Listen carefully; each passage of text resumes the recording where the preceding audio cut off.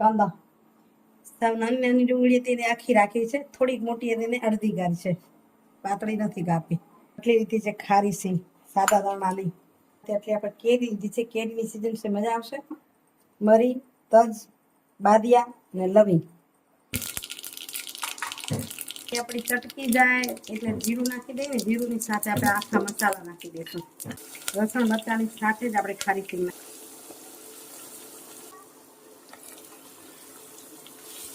આને પણ તેલમાં 1 મિનિટ માટે આપણે શેકશું.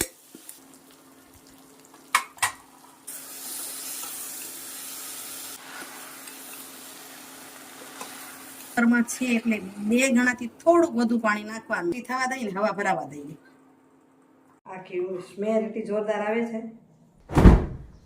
નમસ્કાર મિત્રો, કેમ છો? મજામાં? આપ સૌ કુશળ રહો, આપ સૌનો દિવસ અને જીવન બંને મંગલમય હોય એવી શુભ પ્રાર્થના સાથે મિત્રો સવારના વાગ્યા છે 7:30.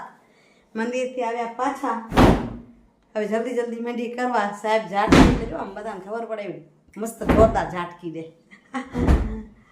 સાહેબને સોફા ઝાટકવાની શરૂઆત કરી નાખી. મેં કીધું હું વિડીયોની શરૂઆત કરું, કચરા પોતા પહેલાં કરીને પછી નાસ્તા માટેની તૈયારી કરું. લાગે છે કપડાં ધોવાઈ ગયા લાગે છે. મંદિરે જવું તે પહેલાં કપડાં ધોતી જવું જોઈએ. હાથથી ધોવાના ધોઈને બહાર નાખી દીધા હતા, બીજા બારે સુકાઈ આવી હતી. એવું હોય ને, અમુક કપડાં હાથેથી જ ધોવા પડે. લ્યો, મશીનમાં પણ ધોવાઈ ગયા છે. તો પહેલાં કરી લઉં કચરા પોતા પહેલાં અને પછી સુકાવું, તાકી રોજ પણ ન ઉડે ને પછી મને આડાય ના આવે. હે, ચાલો નાસ્તા માટે શું કરીએ વિચારી લઈએ. આજે ટિફિન નથી લઈ જવાની, ગામડામાં જવાની છું. તો ગામડામાં જાઉં ત્યારે પહેલાં લઈ જતી ટિફિન. હમણાં ગરમીમાં છે ને ખરાબ થઈ જાય, એટલે હમણાં ઘણા સમયથી ટિફિન લેવાનું મૂકી દીધું છે. પછી જ્યાં મેળ પડે તો જમી લઈએ એવું થાય. અંજાર કે માંડવી કે પછી વચમાં આવી જાય તો જમવાનું સરસ મળી જાય, હોટલ વગે ગમે ત્યાં. નહીં તો પછી જેવા સંજોગ એવું ખવાય. ચાલો અત્યારે કામ કરી લઈ પછી. મિત્રો વાગ્યા છે 6. આજે ઓફિસે ગઈ નહોતી એટલે વહેલી આવી ગઈ, કારણ કે ઓફિસે જવું ને તો 6 વાગ્યા પછી નીકળવું.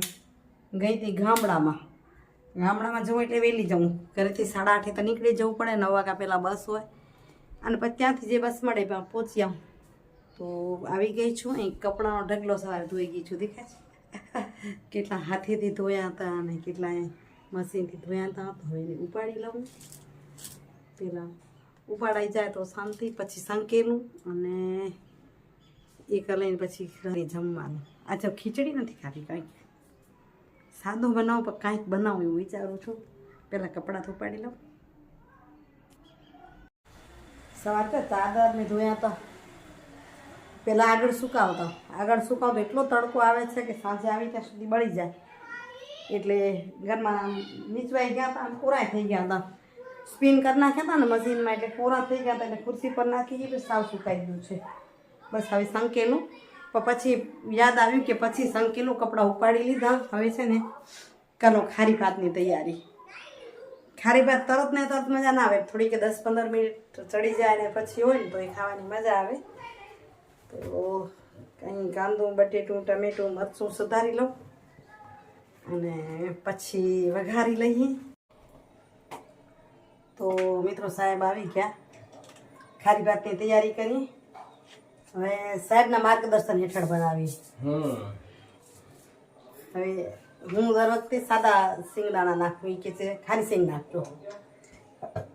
અલગ તૈયાર કર્યા તો ખબર પડે કેવું લાગે છે. ખરેખર ખારી સિંગ વાળા મસ્ત જ લાગે.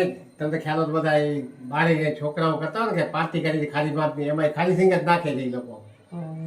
એમાં નાળિયેરનું પાણી નાખેલું થી ઘણું સારું લાગે.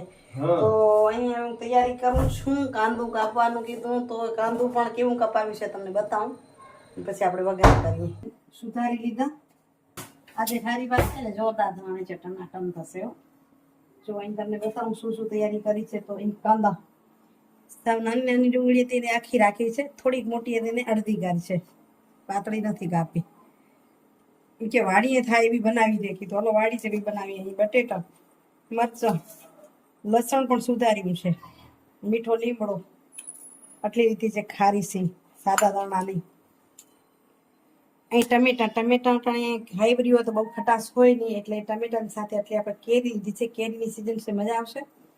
અહીં એટલો ગોળ એટલે લીધો છે કે ખાટા મીઠાને બેલેન્સ કરે. અને આમાં આપણે આખા મસાલા, ખડા મસાલા લીધા છે, જેમાં મરી છે, આખા મરી, તજ, બાદિયા અને લવિંગ. તમાલપત્ર હજી નથી લીધા, એને ઉપરથી નાખી દઈ તો ચાલે, નહીં તો બળી જાય. ચાલો હવે કરી લઈ વઘાર. એ ચોખાને મેં પહેલેથી ધોઈને રાખ્યા છે, થોડાક પલળી જાય એટલે સરસ થઈ જાય. બાસમતી લીધા છે. મેં તેલ મોટી 2 ચમચી રાખ્યું છે. અને હવે એમાં નાખી દઈએ આપણે રાઈ.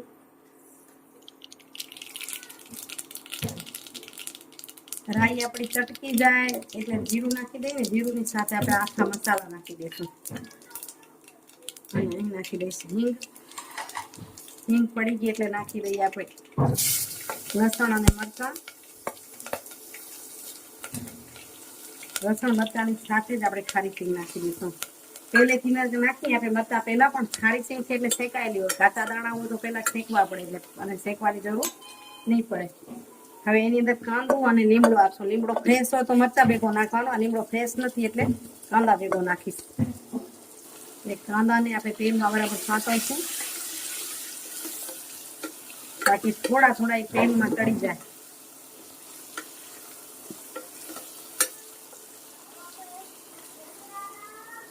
કાંદાને 1 મિનિટ થઈ એટલે નાખી દઈ બટેટા. આ રીતે સાંતળશું એટલે સરસ એકદમ મસ્ત ટેસ્ટ આવશે આનું.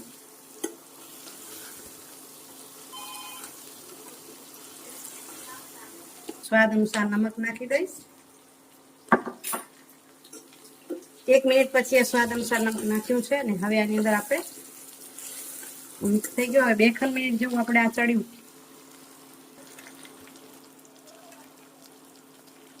હવે કરી લઈ મસાલા. એમાં અહીં 1/2 ચમચી હળદર નાખું છું,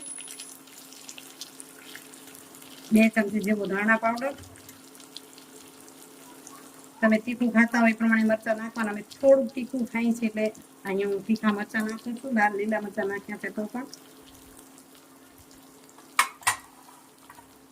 એને આપણે તેલમાં મિક્સ કરી લેશું. એટલે ગરમ તેલમાં, બહુ તળાવવાના નથી, નહીં તો બળી જાય. ગરમ તેલમાં છે ને સરસ મિક્સ થઈ જાય, બંધાઈ જાય. અને હળદરનો કલર પણ બહુ સરસ આવે એટલા માટે. એ સરસ મિક્સ થઈ ગયું. હવે આપણે નાખી દઈએ એની અંદર આપણી આ કાચી કેરી. એક વસ્તુ નાખતા જઈએ, મિક્સ કરતા જઈએ. હવે નાખી દઈશું ટમેટું. ટમેટાની સાથે ગોળ.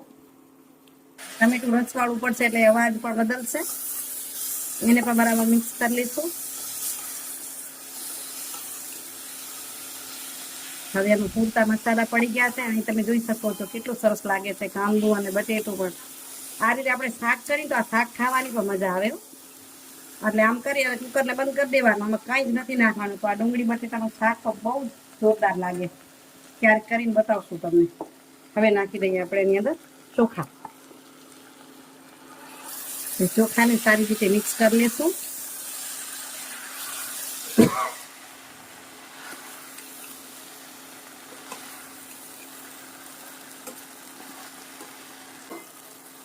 મિક્સ થઈ જાય એટલે પાણી નાખશું. કુકરમાં છે એટલે 2 ગણાથી થોડુંક વધુ પાણી નાખવાનું. બાકી એમ જ ખુલ્લા આપણે રાંધતા હોઈએ તો 3 ગણાથી વધુ પાણી જોઈએ. બાકી આપણે ચોખા કેટલું પાણી પીએ છે એના પર આધાર હોય. એટલે આપણે કાયમ રાંધતા હોય થોડો ખ્યાલ આવી જાય આપણને. હવે એ કુકરને બંધ કરી દઈશ અને 1 સીટી મરાવી અને બીજી વાર હવા ભરાશે એટલે તૈયાર થઈ જશે. બંધ કરી દઈ, સીટી થવા દઈએ ને હવા ભરાવા દઈએ. જો ભાત આપણા થઈ ગયા તૈયાર. આખી સ્મેલ એટલી જોરદાર આવે છે.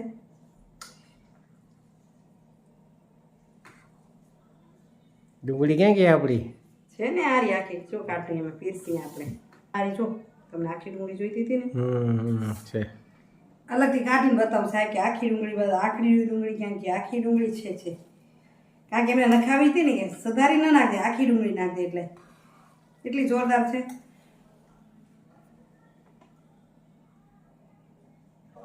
આવી જાઓ ખારી ભાત ખાવા માટે. આ થોડીક અલગ બનાવી, બરાબર ને? આમાં તમે નાળિયેરનું પાણી નાખીને જે બનાવે છે ને છોકરા, એ બહુ જોરદાર થાય છે હો, બહુ જ મસ્ત થાય છે. તમે કોઈ ખતરો કરવો તો કરી જોજો નાળિયેરના પાણીમાં. મને એકવાર ઈચ્છા તો છે, પણ હવે ઓછી તું સાંભળે ત્યારે નાળિયેરનું પાણી પણ તૈયાર ન હોય ને, પહેલેથી તૈયાર રાખીએ તો નાળિયેરનું પાણી હોય. ચાલો જમી લઈએ, ઠરવા માંડી જાય એટલે ઠારી નાખીએ આપણે. લીલા ધાણા નથી, નહીં તો આના પર વેરી તો કેટલો કલર મસ્ત લાગે, લાલ, પીળો અને લીલો, જોરદાર.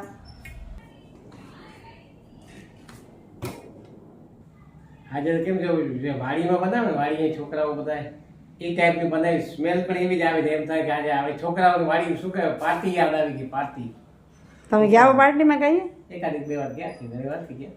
તમને મેળ ના આવે પાર્ટી મેળ. ચાલો જમી લઈએ. તો મિત્રો 10 વાગી ગયા, કામ કરીને ફ્રી થઈ હતી ત્યારે 10 વાગી જાય. ખારી ભાત ખવાઈ ગઈ. આજે બધા બનાવી તો ખાવા પડે, બનાવી તો ખવાઈ જ જાય ને. તો હવે પછી કપડા બપડા સંકેલ્યા, પછી સંકેલ્યા, બધું થઈ ગયું. હવે એમ થયું સુવાની તૈયારી કરું, પણ સાંભળ્યું કે આ સુવિચાર નથી લેવાનું. સાહેબ ગોત્યું હોય, એક ઘણા સમયથી જોયો નથી, સાહેબ જોશે તો તમે બોલો પછી હું.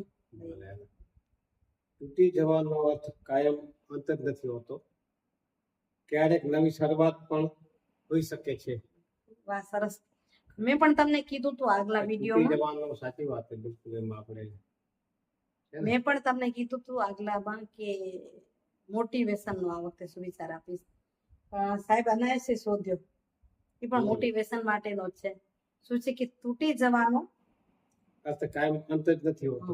તૂટી જવાનો અર્થ કાયમ અંત નથી હોતો, ક્યારેક નવી શરૂઆત પણ હોઈ શકે છે.